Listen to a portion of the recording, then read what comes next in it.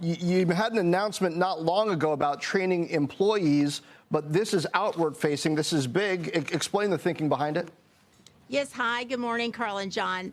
We're so excited about this. Our announcement is that we're going to train 29 million people by 2025 in all areas of cloud computing, free of charge. It's super exciting, and it's building on the program that we launched at Amazon, where we announced last year to train 100,000 of our own employees by 2025.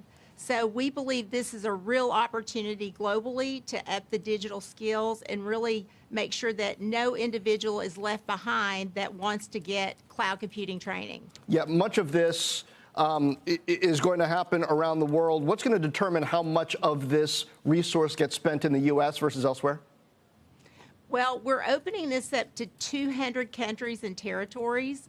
And we originally started a lot of these programs in the U.S., but they have scaled. And a good example of this, John, is our AWS Restart program. And that program is specifically focused on the unemployed and the underrepresented.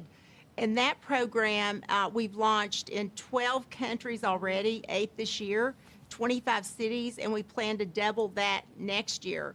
And that's a program that I particularly really like, because we're focusing on those individuals who do not have a job and may not have any cloud computing skills. And if I could tell you really quickly an example that is in the U.S., in Boston, an individual, Jared Gaines, who had a goal of opening a gym. He's a fitness trainer.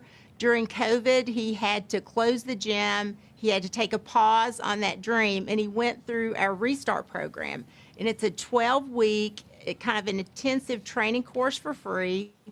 And from that, he got a job as a technical worker at a company called IDBS Software Solutions. And we have many of those stories, and that's really what we want to hear. We want the individuals to quickly be trained on skills so they can go out and get employment. So, Teresa, if you're a policymaker, if you're someone who's looking to amplify the effect of this in the U.S. or anywhere around the world, what have you seen as the best methods for doing that to make sure that this free training reaches the most people possible and gets them as employable as possible? Well, we believe it or not, we've actually been doing it through universities and high schools directly. We do it through social media. We also have programs on Twitch. We have something called the AWS Power Hour that we launched on Twitch for machine learning. And so you can imagine the audience that we get there. And it became so popular, we ended up adding a new course called AWS Cloud Practitioner.